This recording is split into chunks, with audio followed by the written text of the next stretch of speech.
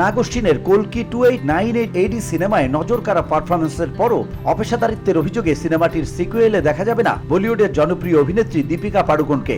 আর এমন খবরে শোরগোল পড়ে গেছে বলিপাড়ায়। ভারতীয় সংবাদ মাধ্যম ইন্ডিয়া টুডের এক প্রতিবেদনে বলা হয়েছে, নির্মাতাদের দাবি দীপিকার সময় ও দায়বদ্ধতার অভাব থাকায় তাকে সিনেমা থেকে বাদ দেওয়া হয়েছে।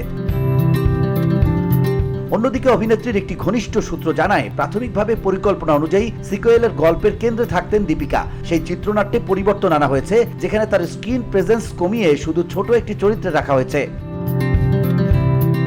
এ খবর পেয়ে অভিনেত্রী এবং তার টিম সিকুয়েল থেকে সরে আসার সিদ্ধান্ত নিয়েছেন। তাকে সেই সিনেমা থেকে বাদ দেওয়া হয়নি, তিনি নিজে থেকেই সরে আসার সিদ্ধান্ত নিয়েছেন বলে জানান দীপিকা। বি টাউনে এমন গুঞ্জনের মাঝেই শনিবার সামাজিক যোগাযোগ মাধ্যমে একটি ছবি পোস্ট করে দীপিকা পাড়ুকোন ঘোষণা করলেন তাকে দেখা যাবে শাহরুখ খানের পরবর্তী সিনেমা কিংয়ে।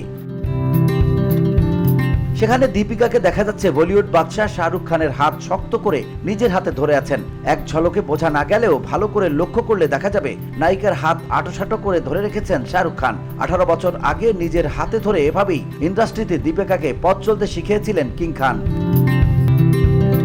নতুন সিনেমা ঘোষণার আগে 18 বছর আগের সেই দিনে ফিরে গেলেন অভিনেত্রী। বিশেষ ছবি শেয়ার করে দিয়ে দীপিকা পাড়ুকোন লিখেছেন, প্রায় 18 বছর আগে ওম শান্তি ওম তৈরির সময় ওর থেকে প্রথম যে শিক্ষা পেয়েছিলাম তা হলো একটি ছবি তৈরির অভিজ্ঞতা, এবং যাদের সঙ্গে সেই সিনেমা তৈরি হচ্ছে তা সব সময় সাফল্যের থেকে অনেক বেশি। অনুরাগীরা তার বক্তব্যে কটাক্ষের আভাস ধরতে পেরেছেন বলে মনে করেন।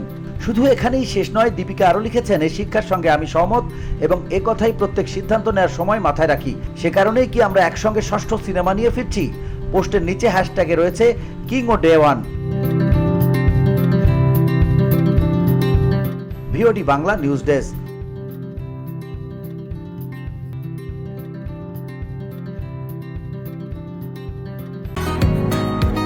বসুন্ধরা, উত্তরা, বনশ্রী, কুড়িল ও বাড্ডা সহ রাজধানীর বিভিন্ন স্থানে অভিজাত ও অত্যাধুনিক মানের ফ্ল্যাট কেনার এক নির্ভরযোগ্য প্রতিষ্ঠান প্লেজেন্ট প্রপার্টিজ লিমিটেড। তাই আপনার স্বপ্নের আবাসনের জন্য আজই যোগাযোগ করুন। Pleasant properties limited, where destiny matches eventually.